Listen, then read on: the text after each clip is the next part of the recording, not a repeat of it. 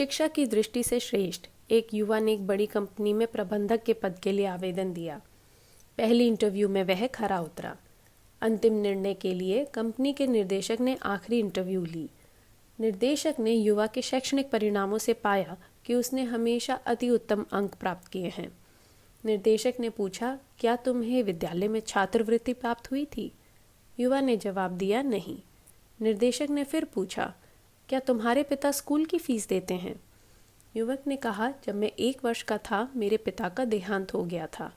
मेरे स्कूल की फीस मेरी माँ ने दी है। निर्देशक ने पुनः सवाल किया, तुम्हारी माँ कहाँ काम करती हैं?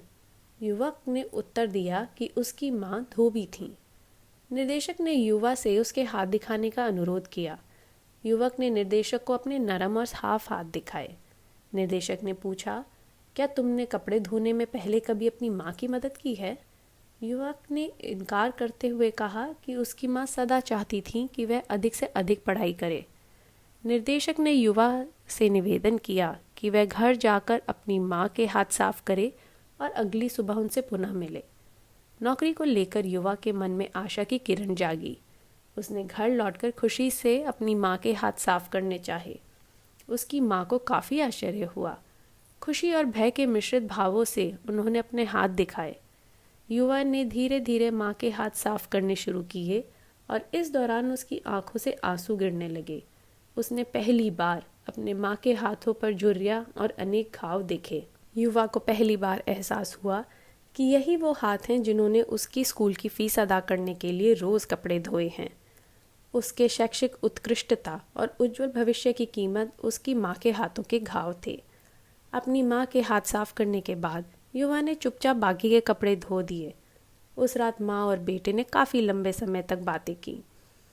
अगली सुबह युवा निर्देशक के कार्यालय गया। निर्देशक ने युवा की आंखों में आंसू देख उससे पूछा, क्या तुम बता सकते हो कि कल तुमने घर पर क्या किया और क्या सीखा? युवा ने उत्तर में कहा कि उसने अपनी माँ के हाथ साफ किए और उनके बाकी के सारे कपड़े धोए। युवा ने आगे कहा, मैंने सीखा कि सराहना क्या होता है, क्योंकि अपनी माँ के बिना आज मैं इतना सफल नहीं होता। अपनी माँ के साथ काम करके मुझे एहसास हुआ कि कोई भी कार्य करवाना कितना मुश्किल होता है। मैंने पारिवारिक रिश्तों का महत्व और मूल्य भी जाना।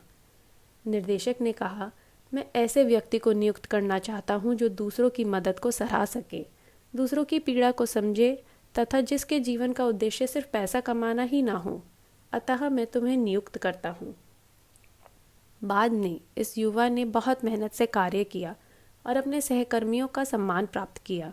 सभी कर्मचारियों के एकजुट होकर और लगन से काम करने के फलस्वरूप कंपनी ने ज़बरदस्त तरक्की की। संरक्षित वातावरण में पला बच्चा जिसे सारी सुविधाएं प्राप्त हुई हैं, सर्वप्रथम अपने बारे में ही सोचता है। वह अपने माता पिता के प्रयासों से अनभिज्ञ रहता है।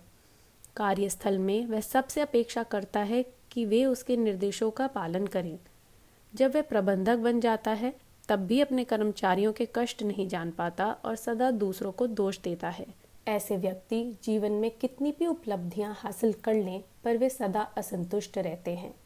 यदि हम संरक्षण देने वाले ऐसे माता पिता हैं तो सोचें कि हम अपने बच्चों को प्यार कर रहे हैं या उन्हें बर्बाद कर रहे हैं। अपने बच्चों को एक बड़े घर में रहने दें, बढ़िया भोजन करने दें, पियानो सीखने एवं बड़ा टीवी देखने दें, परंतु आप जब घास काटें उसे भी इसका अनुभव होने दें।